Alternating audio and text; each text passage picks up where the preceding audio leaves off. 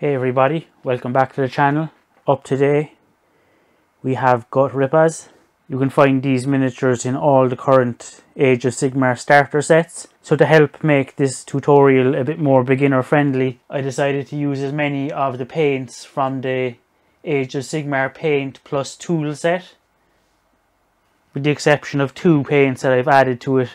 I'll get onto them paints later on. So you can see here that we've base coated the miniature in Mechanicus standard grey primer. And the first colour up is the skin, which we're going to be base coating with Orruk Flesh. So here we're going to apply the Orruk Flesh all over the flesh areas of the miniature using the largest brush you have. I have a large base brush here. This is being tinned and definitely will require 2 tin applications to get a good coverage.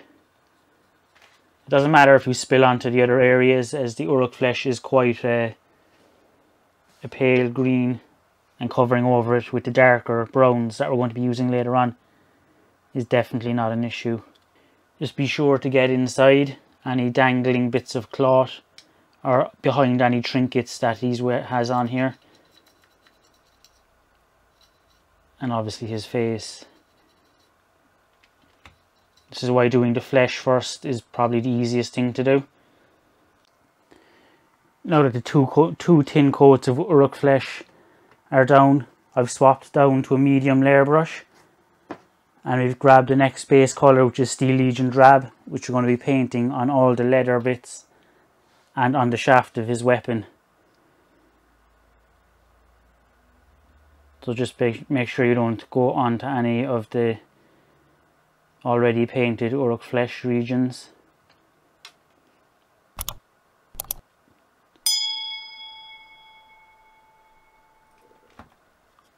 And also make sure that you get the back. It's kind of hard to see it on the camera, but they're the inside bits around his face here.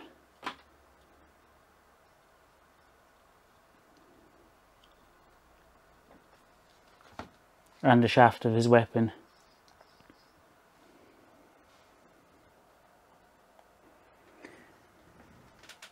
Now that the Steel Legion Drab regions are done, next base coat is Leadbelcher, which we're going to use on all the metallics, like his spearhead, this little protective cap that he has on the end, and since this guy is the unit leader, he has a bit more decorations on his helmet. So you have all these spikes and the helmet itself. Now the helmet comes down as far as here, and then there's the ear, and there's the Steel Legion Drab underneath, cloth underneath the helmet, so you need to be a bit more careful around that area.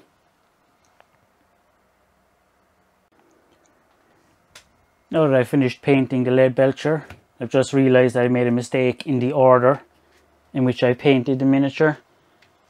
I should have painted the shield Mephiston red before applying the Leadbelcher, as there are multiple metallic studs on the shield, so now I'll have to go back and paint them after I'm done with the Mephiston red. So if you're following at home, do the Mephiston red before you do the Leadbelcher and you'll be okay.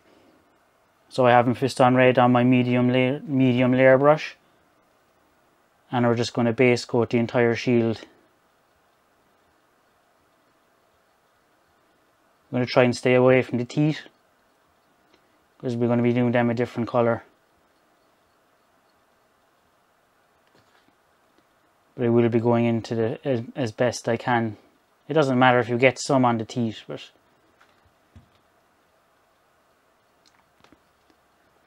when it comes to the back of the shields, some of them have large open areas that are easier to paint, but don't get too caught up painting details that are buried deep in the mini that no one's ever going to see.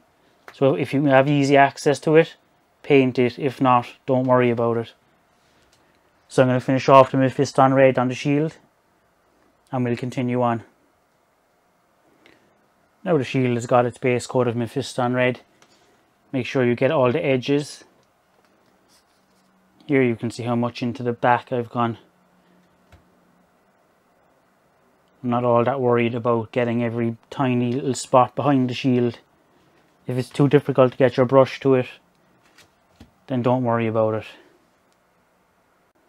So here I'm going to fix the studs that I missed earlier on the shield and the spikes along the top. The easiest way to do this is just get a bit of Leadbelcher on your brush. Just kind of control how much is on the brush and just dab it.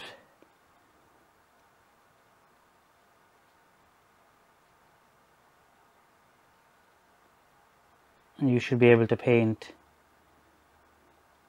all of the studs and the spikes on all the shields really quickly. Next up is a Abaddon black, which I'm going to apply on his belt. I'm using a small layer brush. I'm also going to apply it to the necklace that he's using to hold on his little trinket. But try not to get it on the actual trinket itself. So base coat that and his belt. Now this miniature doesn't have any armoured shoulder pads, but most of the other miniatures do, and some of them have visible straps holding it on, and I also do that in Abaddon black. But as this guy doesn't have any, there's no need. What he does have is this little section on the top here, this little tube that his hair stuff goes through. I've decided to do that in Abaddon black as well, just to give it a bit more detail. Next up we move on to one of the colours that's not in the tool or paint set, and that is Orruk Flesh. Now what is in that set is corax white, which you could use in its place, but I think that the Orruk Flesh just looks a lot better. Plus Orruk Flesh works as an excellent base colour for painting any bones and other stuff like that, which are always going to be littered across tabletop minis. So purchasing this extra paint on top of what you have is definitely not going to go to waste. So I'm going to apply this paint using a small layer brush, and I'm going to apply it on his leg straps that he has around his ankles here.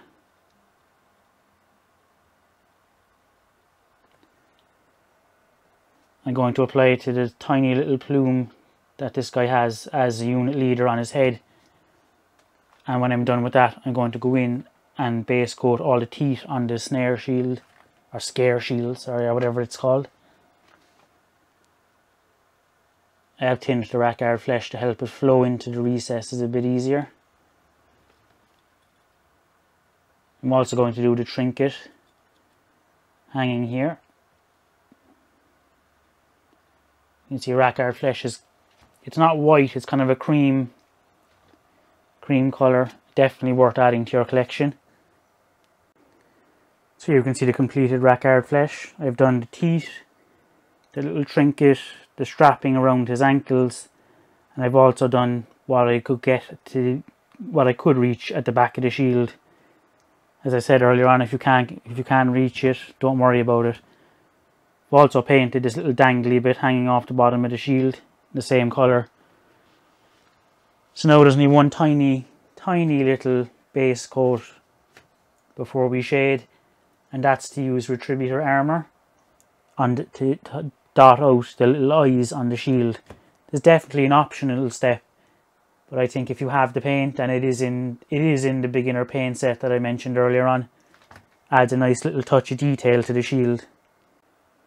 So now that I've gone over all the base coats and I'm happy with them,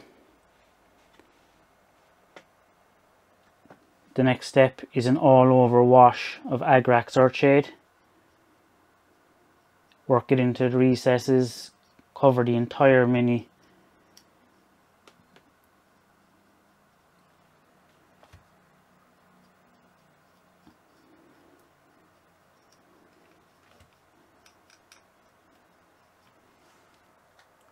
The Agrax Earthshade will reduce the brightness of the Orruk Flesh and dirty up everything else, and also shade the recesses.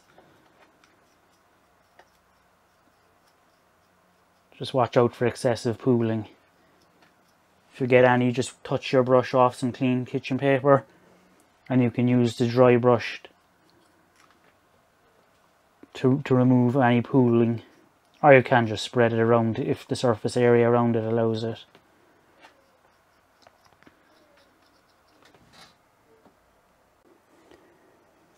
Now that the shade is dried, we're going to move on to highlighting. You don't necessarily have to highlight the miniature. You can leave it as it is here. It's more than usable as a tabletop standard. We're going to go ahead and highlight it. So first up, we're going to grab Orruk Flesh again on a small layer brush. And we're just going to be targeting all the raised areas of his muscles. Be sure to leave the Agrax earthshade in the recesses.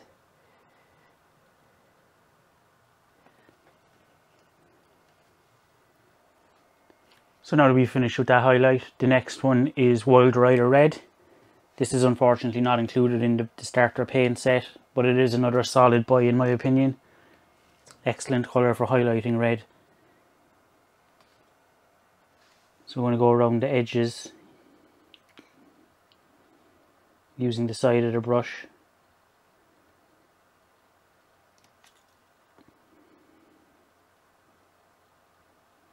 You're just trying to catch any raised edges.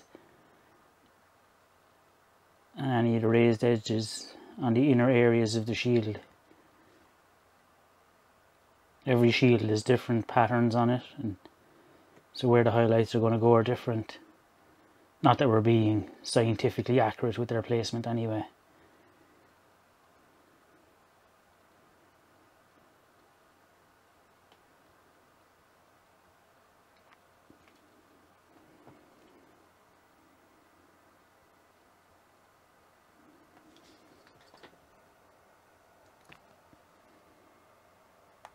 So here we have the final highlight, or little effect I suppose technically.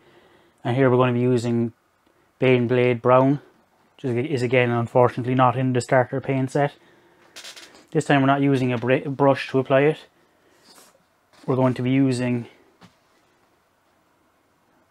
a piece of packing foam and a tweezers. Now I've applied the Baneblade Brown, onto it, and you're just going to work it in. And what we're going to be doing with this is stippling across the leather areas, so you can test it out on a piece of tissue, and when you're satisfied that it's depositing the correct amount of paint, you can move on to the miniature. So here we are at the back. We're going to be targeting his bit of tattered leather on his back, so we're just going to randomly touch it, and it will leave a pattern on all the leather areas.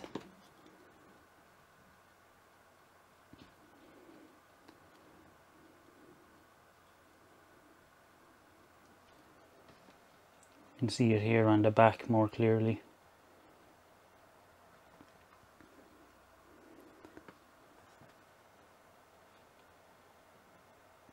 I'm also going to use the same setup to effectively dry brush the shaft of the weapon, just so it doesn't look so flat in colour, and adds a little bit of variation to the colour. If you found any part of this tutorial useful, consider giving it a like and subscribing to the channel.